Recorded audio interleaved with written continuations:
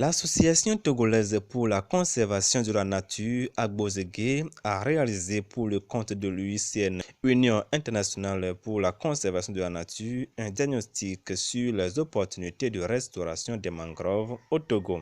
Et pour valider cette étude réalisée, un atelier de validation a été organisé mardi 30 juin 2020 dans la commune des Lacs 1 en présence des acteurs impliqués des Lacs 1, Lac 2, Lac 3 et Vaud 3.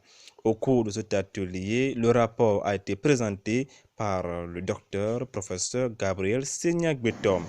Et nous encourageons les acteurs de l'État à plusieurs ONG, à savoir COSOPG, AHD, Avotode, OGED International et autres acteurs impliqués, ayant préparé à cet atelier, ont apporté leurs remarques tant sur le contenu que sur la forme pour une intégration avant validation.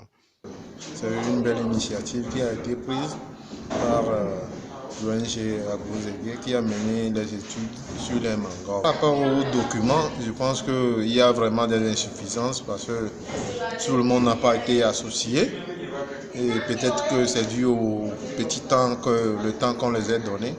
Cette étude vient à point nommé pour renforcer en premier lieu les travaux qui sont déjà faits sur le terrain en matière de mangrove.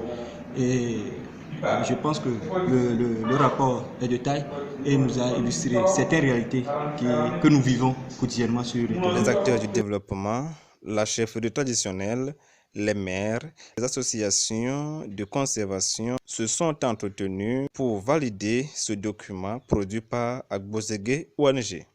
C'est une étude qu'on a eu à mener dans le cadre du projet gestion des forêts de mangrove du Sénégal au Bénin. C'est un programme marin et côtier MACO de l'UICN.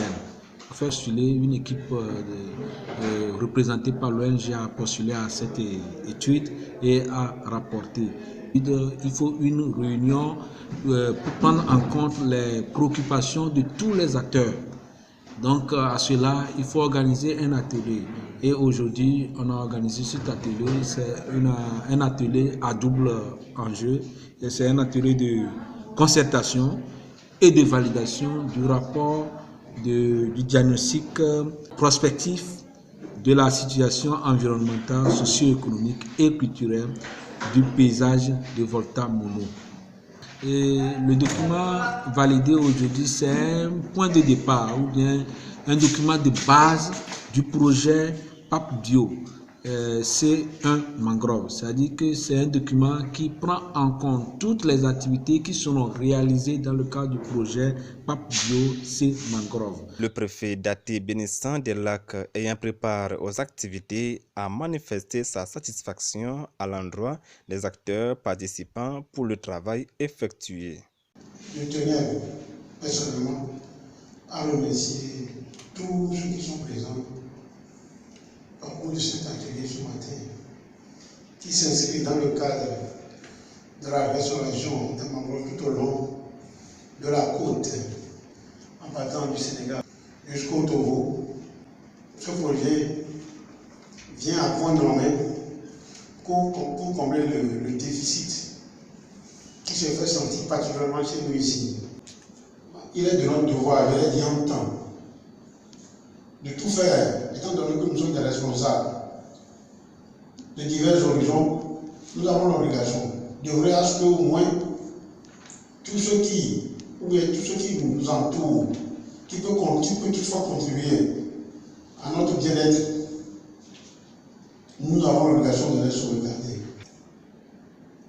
Et dans ce sens, permettez-moi de remercier également l'initiateur de ce projet qui œuvre un rassemblement dans d'autres domaines également au niveau national. L'UICN va se saisir du document pour l'appliquer afin de permettre aux organisations et associations impliquées dans la gestion des ressources naturelles de postuler aux micro-projets qui seront lancés d'ici peu.